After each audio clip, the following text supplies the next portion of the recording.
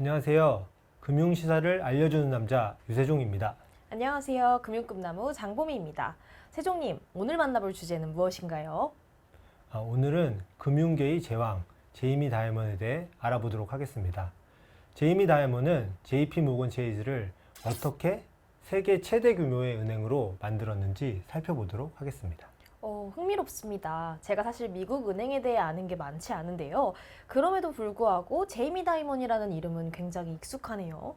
네, 제이미 다이먼은 거의 20년 넘게 왕성하게 활동해 왔으니 뉴스에서 한 번쯤은 이름을 들어보셨을 건데요. 제가 금융계의 제왕이라고 하는 이유를 아래 표를 보면서 살펴보도록 하겠습니다. 미국에서 가장 큰 5개의 은행은 JP 모건 체이스, 뱅크 오브 아메리카, 웰스파고, 시티그룹, 골드만삭스인데요. 2006년부터 이 5개 은행의 최고 경영자를 주목해서 한번 살펴보시죠.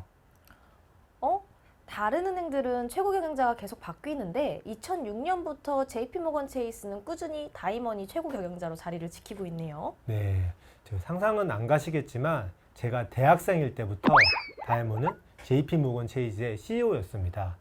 제이미 다이먼 없는 JP 모건 체이즈는 상상할 수 없을 정도로 그의 영향력이 어마어마합니다.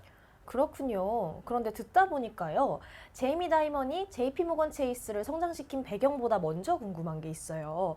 바로 제이미 다이먼은 어떻게 금융계의 거물로 성장했느냐 하는 점인데요.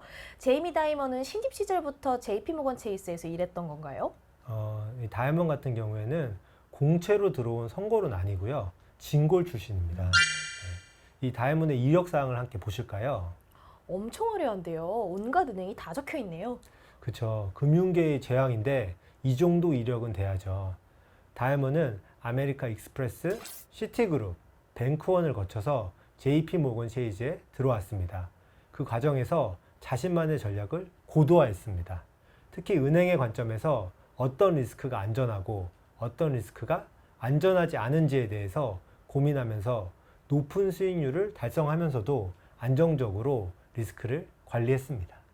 높은 수익률에 안정적인 리스크라니 불가능을 해냈다고 봐도 과언이 아닌데요.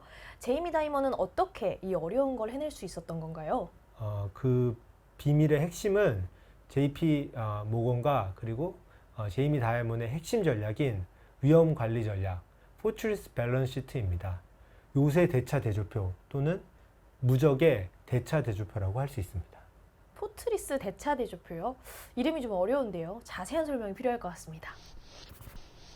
포트리스 대차 대조표는 다이아몬이 은행의 위험 관리 전략을 설명하기 위해 만든 용어인데요. 은행의 자산과 자본을 충분히 축적한 후 안전 쿠션을 마련하고 강력하고 탄력적인 대차 대조표를 구축한다는 개념을 말합니다. 포트리스 대차 대조표의 기본 아이디어는 예상하지 못한 충격과 시장 침체를 견딜 수 있는 강력한 재무 기반을 만드는 것입니다. 충격에 강력한 재무 기반이라니 혹시 모를 잠재적 손실로부터 은행과 고객을 보호할 수 있겠네요. 구체적인 전략의 목표는 뭘까요? 이 포트리스 대차 대조표 전략의 목표는 경기 침체 때 발생하는 위기를 극복하고 금융시장의 격동기 동안 안정성을 제공할 수 있는 충분한 재무 건전성을 확보하는 것입니다. 그렇다면 목표를 달성하기 위해 중요하게 생각하는 점은 어떤 게 있을까요? 위험 관리 전략에 대한 보수적인 접근 방식을 중요하게 생각하는데요. 잠깐의 이익을 위해서 과도한 위험을 감수하기보다는 장기적인 지속 가능성을 중요하게 생각하는 거죠.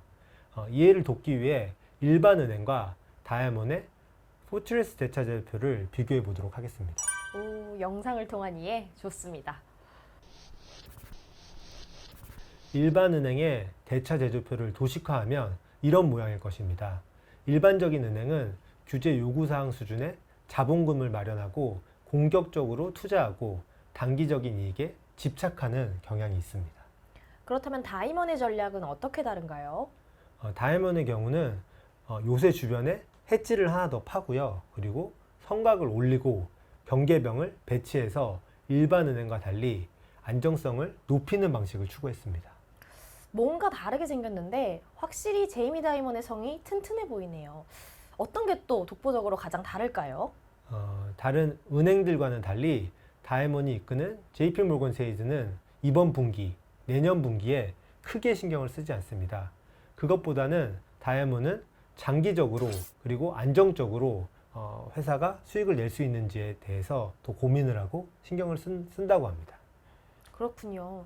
그런데 다른 은행들도 괜히 그런 전략을 쓰는 건 아니잖아요. 이 다이먼이 확신을 가지고 은행을 운영할 수 있게 그의 전략이 빛을 발했던 사건이 있을까요?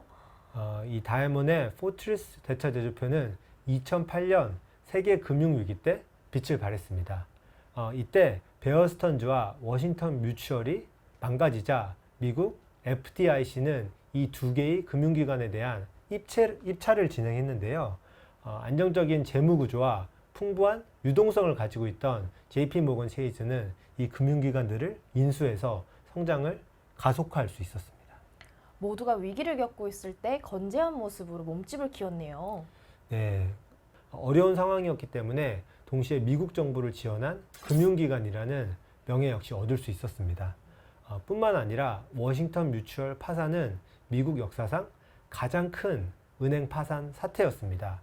JP모건 체이스는 워싱턴 뮤추얼을 인수한 후에 예금을 크게 늘릴 수 있었고요. 그리고 2011년 예금으로 미국에서 가장 큰 은행의 자리에 오르기까지 했습니다. 정말 엄청나네요. 그런데 2008년이라면 악몽 같았던 기억은 선명하지만 벌써 15년 전 이야기이긴 하잖아요. 다이먼이 여전히 건재하다는 걸 보여주는 비교적 최근의 일화도 있을까요? 네, 올해 이제 그런 사건이 터졌는데요. 미국 역사상 두 번째로 큰 은행 파산 사건을 일으킨 퍼스트 리퍼블릭이 JP 모건 체이스에 인수된 사건입니다.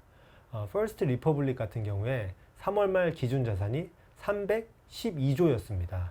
정말 JP 모건 체이스는 대여를 낚은 거죠. 참고로 삼성전자의 시가총액이 470조 원 수준입니다. 정말 입이 떡 벌어지네요. 그 돈이 JP모건 체이스의 안정성을 확보하는데 크게 기여했겠어요. 네, 맞습니다. 은행의 규모와 안정성을 넓히는데 정말 큰 도움이 됐을 거라고 생각합니다. 결국 다이먼이 JP모건 체이스를 성장시킬 수 있었던 건 안정적으로 접근하는 그의 전략 때문이었던 거네요. 네, 전략이 큰 빛을 발했는데요.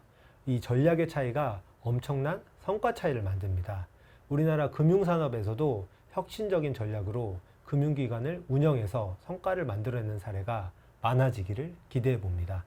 무엇보다도 금융이 정치에 휘둘리지 않기를 바라봅니다. 네.